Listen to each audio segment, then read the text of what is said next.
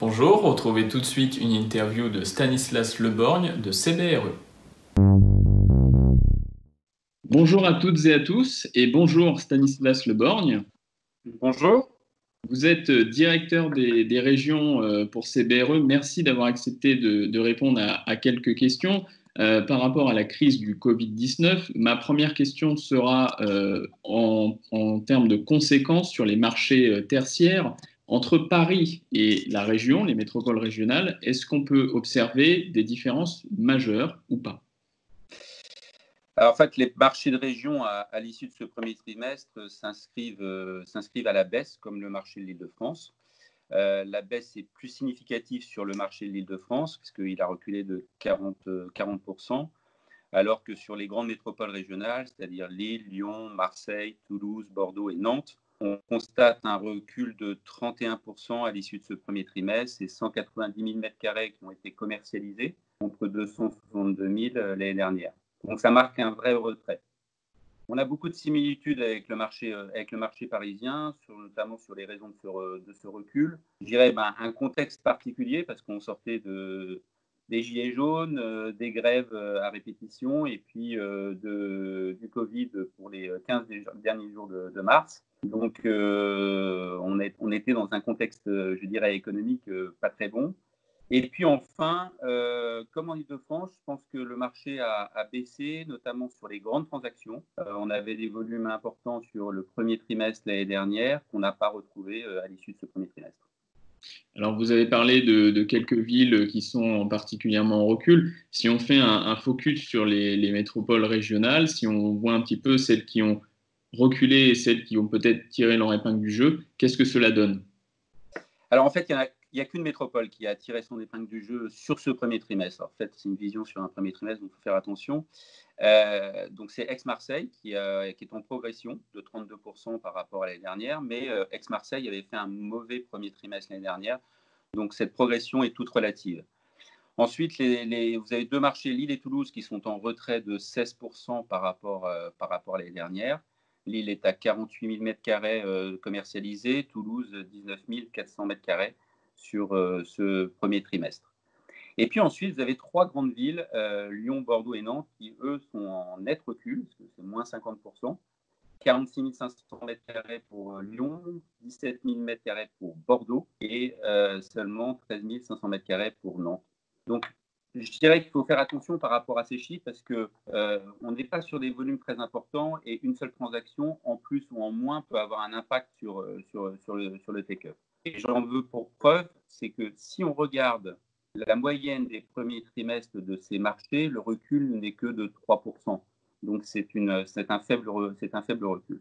Deuxième élément important, c'est les marchés de région avaient connu quand même des records historiques depuis 4-5 ans. Chaque année, on augmentait le take-up de façon significative. Et donc, je dirais que c'est plus un atterrissage qu'une vraie chute du take-up. Puis, dernière remarque, on a 15 jours d'activité en moins sur ce trimestre parce qu'on s'est arrêté à partir de la mi-mars avec l'effet Covid. Et donc, c'est un vrai impact sur le take-up parce que le mois de mars, en plus, traditionnellement, est une période de forte activité. Et alors maintenant, si on essaye de se tourner vers les perspectives pour ces marchés régionaux, à quoi on peut s'attendre pour le deuxième trimestre et pour la suite? Je dirais qu'il faut faire preuve d'humilité parce que dans ce type d'exercice, surtout dans la période que nous vivons, où tout repose principalement sur la sortie du confinement, le timing, la reprise progressive d'activité et puis surtout l'inconnu sur l'impact économique pour les entreprises avec ces 2 mois de confinement. Donc je pense qu'il faut, pour analyser, pour donner des perspectives, je pense qu'il faut regarder des éléments factuels et je vous propose d'en regarder plusieurs, notamment les éléments positifs et puis ensuite les éléments qui sont plus problématiques. Alors, on a sur les grandes métropoles quand même des fondamentaux qui sont assez solides. On a des marchés qui ont gagné en maturité depuis ces dernières années. On a un taux de vacances qui est particulièrement bas, qui est même historiquement bas, avec un taux de vacances sur les quartiers centraux des affaires, je pense à La Part-Dieu, à Lille, Euro-Nantes, tous les quartiers d'affaires des grandes métropoles de région, qui s'inscrit entre 2 et 5%, donc qui est très très faible.